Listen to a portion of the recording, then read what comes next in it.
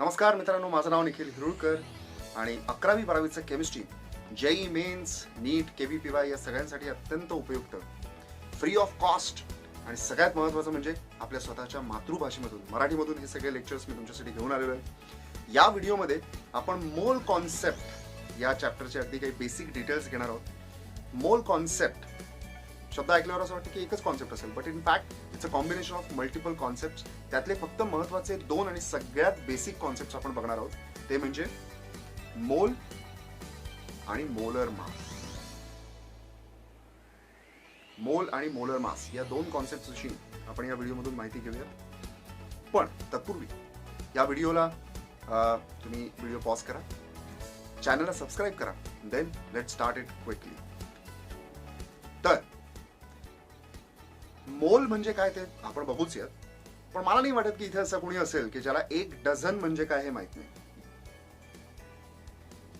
Of course 1 dozen म्हणजे 12. जर आपण कुठल्या पार्टिकल्स विषयी बोलत असेल तर 1 डझन पार्टिकल्स म्हणजे 12 पार्टिकल्स. पार्टिकल्स म्हणजे atoms, molecules, proton, neutron, electrons किंवा आयन्स वगैरे वगैरे. सो 1 डझन पार्टिकल्स म्हणजे 12 पार्टिकल्स. पण 1 मोल पार्टिकल्स म्हणजे किती हो? 6.022 into 10⁻23 पार्टिकल्स. खूप मोठा नंबर आहे हा. किती मोठा? 6.022 into 10⁻+23. If you expand this number काय होईल बघा. 6022 1 2 3 4 5 6 7 8 9 10 11 12 13 14 15 16 17 18 19 20 इतके पार्टिकल्स म्हणजे 1 mole particles. Okay, so this is a huge number. आता पुढची गोष्ट मी सांगणार आहे त्याच्या आधी काही महत्वाचा एक अतिशय महत्वाचा पॉइंट. या नंबरला नाव आहे मित्रांनो. या नंबरचं नाव आहे Avogadro's number, represented by NA university. आणि अतिशय महत्वाची गोष्ट, मला माहित नाही की बाकीचे टीचर्स सांगत नाही, रेफरन्स बुक्स मध्ये लिहिलेलं नसतं कित्येक. या नंबरला युनिट आहे. You have to remember the unit of Avogadro's number, and the unit is per mole. It's like these many particles, 6.022 into 10⁻23 particles per mole. एका मोल मधले पार्टिकल्स, मोलर पार्टिकल्स म्हणा. So this is Avogadro's number. त्याचा symbol NA, unit पर मोल. एवढं लक्षात ठेवा. आणि आता आपण याच्या पुढच्या पॉइंट विषयी बोलूया की मुळात 1 डझन ही क्वांटिटीचं एक युनिट असताना 1 मोल एवढ्या मोठ्या नंबरची आपल्याला गरजच काय? जर तुमच्या मनात हा प्रश्न येत असेल तर तो बरोबर आहे. आता मी एक तुम्हाला प्रश्न विचारतो, जरा कॉमन सेन्स वापरा. मुंबई ते दिल्ली असं जर तुम्हाला डिस्टन्स मेजर करायचं असेल तर ते तुम्ही सेंटीमीटर किंवा मिलीमीटर मध्ये मोजणार का? ऑफकोर्स ना. का? कारण kilometre is most suitable and convenient unit. Correct. Distance खूप मोठं आहे. सो सेंटीमीटर, मिलीमीटर हे खूप छोटे युनिट्स आहे. We need much bigger unit than centimetre, millimetre, and that is kilometre. बरोबर. पण आता तीच गोष्ट तुम्ही atoms, molecules, ions, proton, neutron, electrons यांच्याविषयी जरा इमॅजिन करा. काय एक छोटासा मी क्रिस्टल जरी दिला ना तुम्हाला, त्या क्रिस्टलमध्ये millions and trillions and billions of atoms, molecules किंवा प्रोटॉन, न्यूट्रॉन, इलेक्ट्रॉन असू शकतात. ते एवढ्या मोठ्या नंबरमध्ये असतात तर त्यांच्यासाठी डझनावारी त्यांना मोजणं सुटेबल असेल का? Of course not. We need much much bigger unit than dozen, and that is mole. Okay, so आपल्याला काय लक्षात ठेवायचं आहे मोलच्या बाबतीमध्ये? Dozen is too small unit to count atoms, molecules, ions, proton, neutron, electron, etc. And mole is suitable unit for that. Correct? तर अशा तऱ्हेने मोल या शब्दाचा अर्थ तुम्हाला कळलेला असेल आणि त्याचा उद्देश पण कळलेला असेल. पण पुढचा प्रश्न तुमच्या डोक्यात हा येत असणार की सर सगळं मान्य आहे की mole is much bigger unit and dozen, suitable and blah blah वगैरे वगैरे. पण मुद्दा असा की हे पार्टिकल्स एवढे छोटे असतात, आजपर्यंत असा मायक्रोस्कोप नाही बनलाय की ज्यांनी हे पार्टिकल्स मोजता येऊ शकतात किंवा बघता येऊ शकतात. सॉरी, मग एवढ्या मोठ्या नंबरमध्ये असलेले पार्टिकल्स जे दिसत पण नाही डोळ्यांना, जे आपल्याला अजून मायक्रोस्कोप नाही बनलाय की ज्याने आपण बघू शकतो, यांना मोजणार कसं? अर्थात त्याला एक कॉन्सेप्ट, जो आपला पुढचा कॉन्सेप्ट आहे, जो मी आत्ताच तुम्हाला सांगितला, मोलर मास, या कॉन्सेप्टचा वापर करून आपण एखाद्या गिव्हन क्वांटिटीमध्ये, किंवा मी तुम्हाला काही एखाद्या सबस्टन्सचे ग्रॅम्स दिले की एवढे 5 ग्रॅम आहेत, 10 ग्रॅम आहेत, तर त्याच्यामध्ये किती ॲटम्स आहेत किंवा किती मॉलिक्युल्स आहेत, प्रोटॉन, न्यूट्रॉन, इलेक्ट्रॉन किती आहेत, हे आपण काउंट करू शकतो, जर तुम्हाला मोलर मास हा कॉन्सेप्ट व्यवस्थित माहित असेल तर. बघा, तिसरा कॉन्सेप्ट आहे मोलर मास. अर्थात लगेच मी तुम्हाला मोलर मास म्हणजे सांगणार नाही, त्याच्या आधी तुम्हाला हा कॉन्सेप्ट व्यवस्थित समजून घ्यायचा असेल तर काही बेसिक गोष्टी तुम्हाला लक्षात असणं फार गरजेचं आहे. त्या बेसिक गोष्टी आता मी तुम्हाला सांगतो. बघ, मोलर मास मध्ये आपण इथे असंच लिहूयात, बेसिक्स needed to understand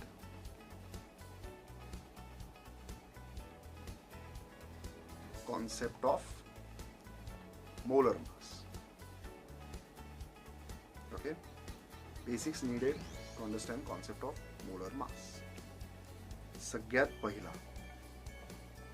तुम्हाला माहिती आहे का, एका प्रोटॉनचं किंवा एका न्यूट्रॉनचं मास किती असतं? Mass of one proton is approximately equal to mass of one neutron, and that is approximately equal to 1 AMU. यालाच काही लोक 1U असंही लिहितात. Atomic mass unit, atomic mass unit म्हणा, युनिफाईड मास म्हणा, किंवा डाल्टन्स युनिट म्हणा, काही काही म्हटलं तरी चालतं. It's one on the same thing. AMU, you, Dalton's unit, काय ॲटॉमिक मास युनिट म्हणा, नाही ते युनिफाईड मास म्हणा, one on the same thing.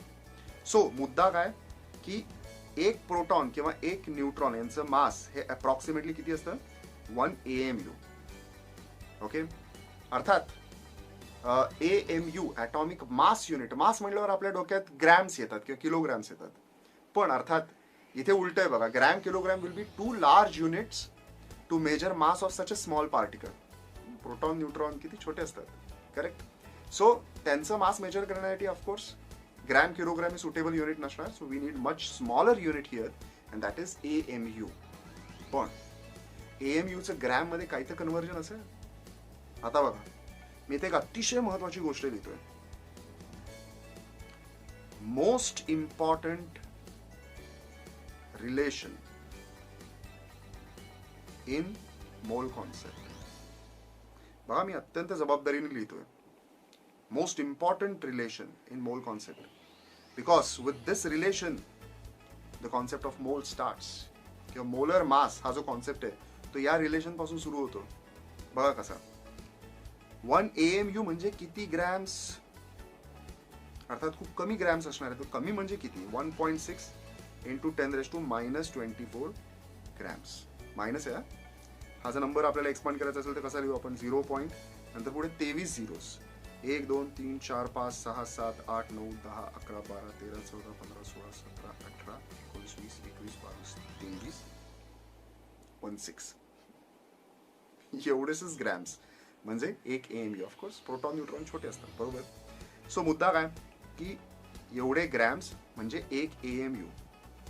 आणि सर तुम्ही म्हटलात की काय मोस्ट इम्पॉर्टंट रिलेशन आहे, ते काय आहे सांगतो. पहिले एक महत्वाची गोष्ट सांगू, मी विसरायच्या आत सांगतो. हा जो नंबर आहे 1.6, काही रेफरन्स बुक्समध्ये 1.66 लिहिलेलं असतं, काही रेफरन्स बुक्समध्ये 1.67 लिहिलेलं असतं, काही फरक पडत नाही. आपण आपल्या कन्व्हिनियन्ससाठी चला आपण इक्वल टू म्हणण्याच्या ऐवजी आपण म्हणूयात approximately equal to 1.6 into 10⁻²4 grams. आता मोस्ट इम्पॉर्टंट रिलेशन का? कारण असं आहे मित्रांनो, हा जो नंबर आहे this is the reciprocal of what you call Avogadro's number. Okay, so बघा 6.022 इंटू 10⁻23. सो 1.6 इंटू 10⁻²4 एक्झॅक्ट नाही, आपण अप्रॉक्सिमेटली म्हणूया. कॅल्क्युलेटरवर करून बघा, 1/ॲव्होगॅड्रोज नंबर करून बघा, अप्रॉक्सिमेटली 1.6 × 10⁻24 मिळेल. करेक्ट. सो अशी गंमत आहे. म्हणून I always call this relation to be most basic, most fundamental relation of mole concept. आता या रिलेशनचा वापर करून आपल्याला मोलर मास कसं समजू शकते हे बघा. त्याचबरोबर मोलर मासवरून आपण atoms, molecules, proton, neutron, electron कसे काउंट करू शकतो हे पण तुम्हाला अगदी एक काय त्याचा ट्रेलर मिळेलच याच व्हिडिओमध्ये. त्याच्या आधी अजून 2 कॉन्सेप्ट्स राहिलेत आपले, करून घेऊयात. अर्थात हे बेसिक कॉन्सेप्ट तुम्हाला सगळ्यांना माहिती असेल तर मी फार वेळ घालवणार नाही. ॲटॉमिक मास म्हणजे काय हो? ॲटॉमिक मास म्हणजे एका ॲटमचं मास, बरोबर. पण एका ॲटममध्ये असं काय असतं की ज्यांना मास आहे? Protons, neutrons. इलेक्ट्रॉन्स असतात, पण electrons have so negligible mass that we can neglect the mass of electrons in the total mass of atom. So atomic मासला आपण फक्तच mass of proton plus neutrons असं आपण एक शॉर्टमध्ये म्हणू शकतो. करेक्ट. एक्झाम्पल काय? हायड्रोजनचं एक्झाम्पल घेऊया. हायड्रोजनमध्ये एकच प्रोटॉन असतो, न्यूट्रॉन नसतोच. सो एका प्रोटॉनचं मास किती? 1 AMU. हिलियम बघायला गेलो तर हिलियममध्ये 2 प्रोटॉन 2 न्यूट्रॉन असतात. सो त्यांचं मास किती येणार आहे? 2 प्रोटॉनचं 2 AMU, 2 न्यूट्रॉनचं सुद्धा 2 AMU. So 4 AMU. Correct. 2 proton 2 neutron. So this is atomic mass. Unit is AMU. Remember, unit. Molecular mass, of course molecular mass म्हणजे एका मॉलिक्युलचं मास. एक मॉलिक्यूल म्हणजे काय? Multiple atoms combine together. Correct. काय आपण त्याला मग पॉलीॲटॉमिक स्पीशीज. मग मॉलिक्युलर मास म्हणजे काय येणार आहे? त्याच्या जेवढे ॲटम्स आहेत त्या सगळ्या ॲटम्सच्या मासेसची addition, sum of atomic masses of all the atoms in the molecule. Okay. Sum of atomic masses शॉर्टमध्ये लिहूयात आपण. त्या मॉलिक्यूलमध्ये जेवढे ॲटम्स आहेत त्या सगळ्यांचं total mass. For example H2O. 2 hydrogen atoms आहेत, त्यांचं झालं टोटल 2 AMU आणि एका ऑक्सिजनचं असतं 16 AMU.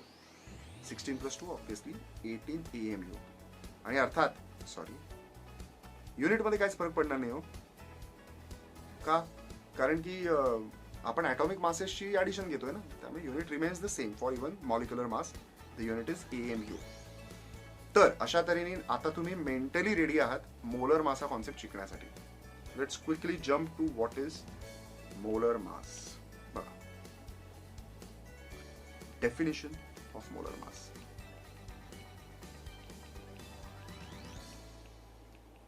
Universally molar mass is represented by capital M. काही रेफरन्स बुक्समध्ये M आणि त्याला खाली असा छोटा एक W सबस्क्रिप्ट दिलेला असतो. It's okay, same thing. तर मोलर मास नावातच अर्थ आहे. मोलर मास म्हणजे मास ऑफ 1 मोल पार्टिकल्स. 1 मोल म्हणजे किती? 6.022 × 10⁻23 पार्टिकल्स. पार्टिकल्स म्हणजे काय? काय पण असू शकतं. Atoms, molecules, proton, neutron, electron काय पण असू शकतं. जनरली मोलर मास हे फक्त मोलर मास हे फक्त ॲटम्स आणि मॉलिक्युल्सलाच आपण बोलतो, बाकीच्यांना आपण म्हणत नाही. पण एसेन्शियली मोलर मास म्हणजे काय? तर मास ऑफ 1 मोल पार्टिकल्स. मग मी मोलर मास ऑफ ॲटम्स म्हणलो त्याचा अर्थ काय होईल? Mass of 1 mole atoms. Correct. Molar mass of molecules म्हणलो तर काय होईल? Mass of 1 mole molecules and so on. Rather आपण एक्झाम्पल सुद्धा तेच घेणार आहोत. बघा, एक्झाम्पलला घ्यायचं असेल तर आपण म्हणूयात मोलर मास ऑफ ॲटम्स.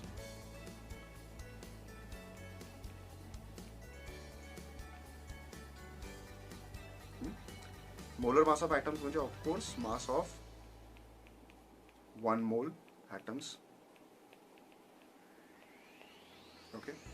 आणि एक्झाम्पल आपण एक छोटासा टेबल तयार करूया तिथे. एलिमेंट, ॲटॉमिक मास आणि मोलर मास. ॲटॉमिक मास म्हणजे एका ॲटमचं मास, मोलर मास म्हणजे 1 मोल ॲटमचं मास. एलिमेंटचं एक्झाम्पल सगळ्यात बेसिक एलिमेंट हायड्रोजन. आत्ताच आपण बघितलेलं आहे हायड्रोजनचा ॲटॉमिक मास 1 AMU. का? कारण हायड्रोजनमध्ये फक्त एक प्रोटॉन असतो.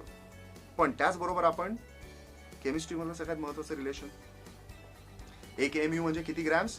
तर 1.6 इंटू 10⁻⁻24 ग्रॅम्स. ओके, ग्रॅम मधलं एका ॲटमचं मास. मग एक मोल ॲटमचं मास किती असेल म्हणजे 6.022 इंटू 10⁻23 एवढ्या ॲटमचं mass. Of course 1.6 into 10⁻⁻24 grams into 6.022 into 10⁻23. Correct. फक्त इथे युनिट विसरू नका, ॲव्होगाड्रोज नंबरचं युनिट असतं पर मोल.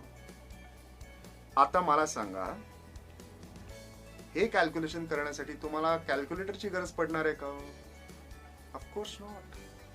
कारण आत्ताच आपण बघितलेलं आहे 1.6 into 10⁻⁻24 is reciprocal of Avogadro's number. म्हणजेच it's like multiplying x with 1/x. 1 येणार ना आन्सर. सो इथे आन्सर आलंय 1 आणि युनिट काय आलंय? ग्रॅम पर मोल. ग्रॅम पर मोल. ऑफकोर्स हे दोन युनिटचं कॉम्बिनेशन. म्हणजे it's like these many grams per mole. एका मोल मध्ये 1 ग्रॅम आहेत. म्हणजे हायड्रोजनचे 1 मोल ॲटम्स घेतले. 6.022 इंटू 10⁻23 एवढ्या हायड्रोजन ॲटम्सचं मास वेइंग बॅलन्सवर समजा मी ठेवलं. 6.022 इंटू 10⁻23 एवढ्या ॲटम्सला वेइंग बॅलन्सवर ठेवलं तर जी व्हॅल्यू दिसेल ती 1 ग्रॅम असेल. ओके, असं त्याचा सिम्पल मिनिंग आहे. सो 1 ग्रॅम पर मोल. पण इथे सगळ्यात महत्वाची गोष्ट जी तुम्ही ऑब्झर्व करणं गरजेचं आहे ती बघा. एका ॲटमचं एएमयू मध्ये जेवढं मास आहे तेवढंच 1 मोल ॲटमचं ग्रॅम मध्ये मास आहे. आता हे किती सोपं झालं बघा. मला काय करायचंय? ॲटॉमिक मास एएमयू मध्ये, मोलर मास ग्रॅम्स मध्ये, पण व्हॅल्यू सेमच आहे ना. म्हणजे मला काय करायचंय?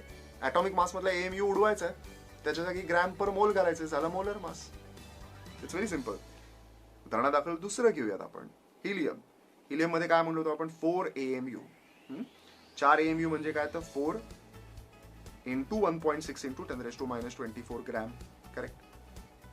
सो हे एका ॲटमचं मास झालं, 1 mole atoms. 4 into 1.6 into 10⁻⁻24 grams एका ॲटमचं इंटू 6.022 इंटू 10⁻23 पर मोल. हे झालं टोटल 1 मोल हिलियम ॲटमचं मास. ऑफकोर्स इथेही तीच सिच्युएशन आहे, x into 1/x.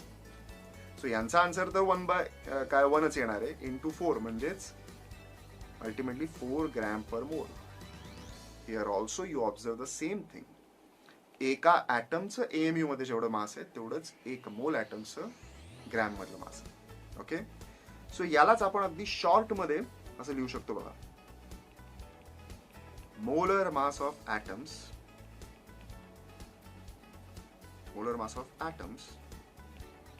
can be written as gram atomic mass.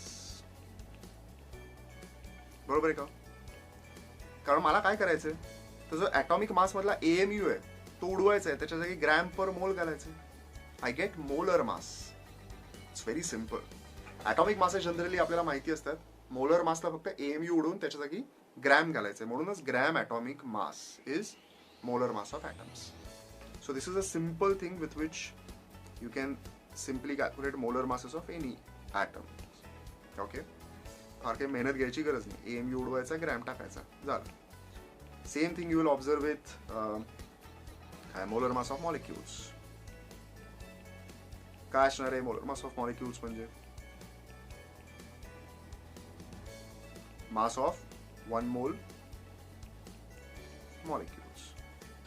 इथे एकच एक्झाम्पल घेऊयात, मुद्दा तुम्हाला कळेल. काय आपण सेम टेबल करूयात. इथे आपण घेऊयात मॉलिक्यूल.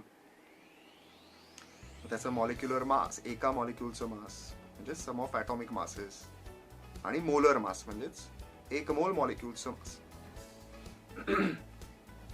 मॉलिक्यूल जगातला सगळ्यात सोपा molecule H2O. 2 hydrogen atom, 1 oxygen. Total molecular mass 18 AMU.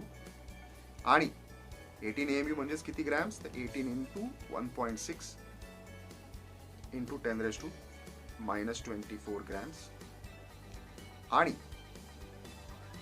Molar mass म्हणजे हे काय झालं? एका मॉलिक्युलचं मास झालं ग्रॅम्स मधलं into Avogadro's number 18 into 1.6 into 10⁻⁻24 grams into 6.022 into 10⁻23 per mole. Same thing, x into 1 by x. Again the answer is 18 gram per mole. जे तुम्ही ॲटॉमिक मासला ऑब्झर्व केलं तेच इथे पण आहे. एका मॉलिक्युलचं AMU मधलं जेवढं मास आहे तेवढंच एक मोल मॉलिक्युलचं ग्रॅम मधलं मास आहे. म्हणजेच इथे सुद्धा मी हे याच्यासारखं स्टेटमेंट लिहू शकतो ना, molar mass of molecules is equal to gram molecular mass. It's very simple. बघा, molar mass of molecules corresponds to gram molecular mass. One and the same thing. Molecular mass मधला AMU उडवायचा आहे, त्याच्यासाठी gram per मोल घालायचं आहे. संपलं. Molecular mass. बघा, आता मूळ मुद्दा. मोलर मास म्हणजे काय हे तर तुम्हाला व्यवस्थित कळलं असेल, ते कसं कॅल्क्युलेट करायचं हे पण कळलं असेल. पण आपण सुरुवात करून केली होती की मोलर मास का स्टडी करायचं, कारण with the help of molar mass we can count the number of atoms, molecules et cetera. कसं ते बघूयात. बघा, आता इथे कितवा पॉईंट झाला, आपली डेफिनेशन झाली, बी झालं, सी बघूयात आपण. How we can count number of particles in given mass of any substance. Of any substance. Okay? हे आता आपल्याला बघायचं. तर आता बघूयात की मला एक मोल वॉटर मॉलिक्युल्स म्हणजेच किती, 6.022 into 10⁻23 वॉटर मॉलिक्युल्स. यांना जर मी वेइंग बॅलन्सवर ठेवलं त्यांचे वेट किती येणार आहे, 18 ग्रॅम्स. करेक्ट. म्हणजेच 18 ग्रॅम्स मी तुम्हाला दिलेत, म्हणजे मी किती मॉलिक्युल्स दिलेत, 6.022 into 10⁻23. करेक्ट. सिम्पल. बघा, प्रॉबॅबली मी 1 मोल म्हणजे मोजू शकणार नाही. 6.022 into 10⁻23 एवढे मॉलिक्युल्स मला दिसणार नाहीत किंवा मी मोजू शकणार नाही, पण मी 18 ग्रॅम्स तर मोजू शकतो. So as simple as that. म्हणजेच मी जर तुम्हाला म्हटलो, बघा, calculate number of H2O molecules in 9 grams. 9 gram water molecule दिलं तर तुम्ही काय करणार, मोलर मासच्या कॉन्सेप्टनी तुम्ही क्रॉस मल्टिप्लिकेशननी किती पार्टिकल्स आहेत ते काढणार, किती मॉलिक्युल्स आहेत ते काढणार. म्हणजे कसं,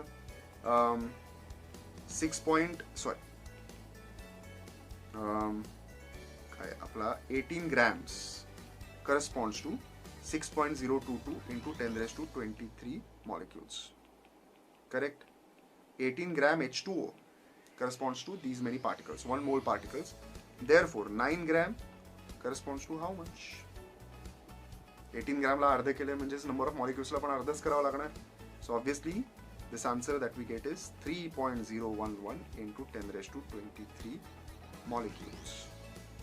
बघा बरं, 9 ग्रॅम्स ही गिव्हन क्वांटिटी आहे. याच्यामध्ये किती मॉलिक्युल्स मला काढायचं असेल तर मी काय करणार आहे, फक्त या रिलेशन बरोबर एक सिंपल क्रॉस मल्टिप्लिकेशन. बरोबर ना, युनिटरी मेथड हो आपली, लहानपणी शिकलेलो. तुमच्यापैकी काही जण मराठी मीडियम मध्ये असतील तर तुम्हाला तो शब्द माहिती असेल, त्रैराशिक मांडलाय आपण साधं इथे. सो आपल्या इथे क्रॉस मल्टिप्लिकेशननी ही व्हॅल्यू मिळाली. Okay. So in this way, molar mass is really helpful in counting the number of particles in given quantity or given mass. Okay, I hope you all must have enjoyed watching this video and तुम्हाला concept of mole आणि molar mass याचा मूळ उद्देश कळला असेल, ते वापरायचे कसे हे पण कळले असेल. याचा जो पुढचा व्हिडिओ असणार आहे त्याची लिंक तुम्हाला इथे वर फ्लॅश होत असेल, युट्यूबला तुम्ही बघत असाल तर.